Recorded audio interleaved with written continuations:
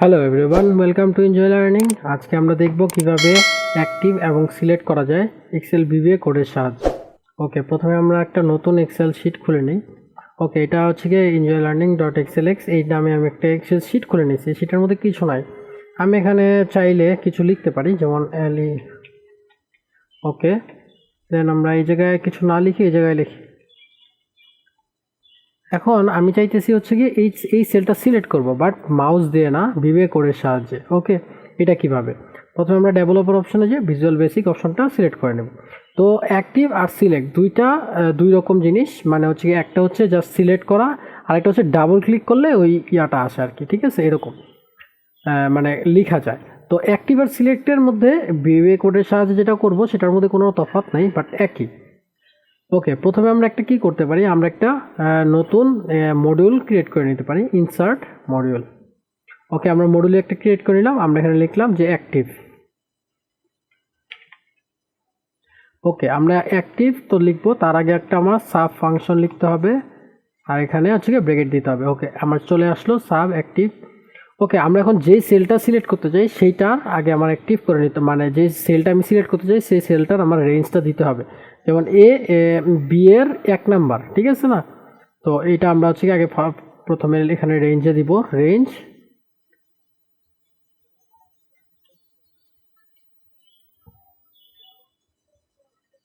B1, ঠিক আছে? এই সেলটা সিলেক্ট করতে চাই, ডট আমরা জাস্ট অ্যাক্টিভ অথবা সিলেক্ট যেটা লিখতে চাই আমরা লিখে ফেলতে পারবো। এই যে অ্যাক্টিভ আমরা সিলেক্ট করে দিলাম। ওকে, দেন এখন যদি আমরা এটা এখানে যদি মানে যে কোনো জায়গায় কার্সর থাকুক, মনে করেন যে এই জায়গায় কার্সর আছে, আমরা যদি এখন জাস্ট এই প্রোগ্রামটা রান করি তাহলে আমার কার্সরটা হচ্ছে এইখানে এসে পড়বে। ওকে, আমরা রান করলাম প্রোগ্রাম।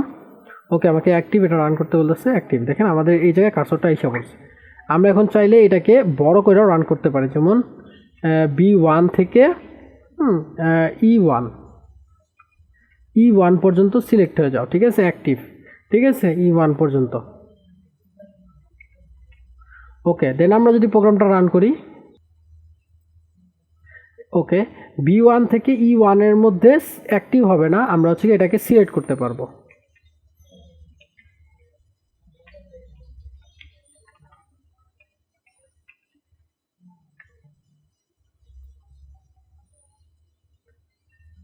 দেখেন আমরা B1 থেকে E1 পর্যন্ত সিলেক্ট করে ফেলছি।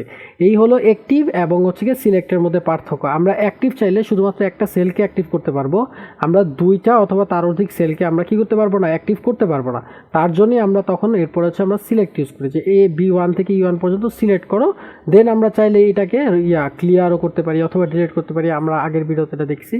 তো এইটা আমরা করতে পারি, কিন্তু আমাদের যে সিলেকশনটা আমরা হচ্ছে সিলেক্ট ট্যাগ দিয়ে সিলেক্ট একটা মেথড আছে সেটা দিয়ে করব। আর যদি আমাদের অ্যাক্টিভ করার প্রয়োজন হয় তাহলে হচ্ছে কি আমরা এখানে ডট অ্যাক্টিভ এটা সিলেক্ট করব। ওকে, আজকে এতটুকুই থাকুক। নেক্সট ক্লাসে আমরা দেখব কিভাবে রো এবং কলামের হাইড এবং আনহাইড করতে পারি।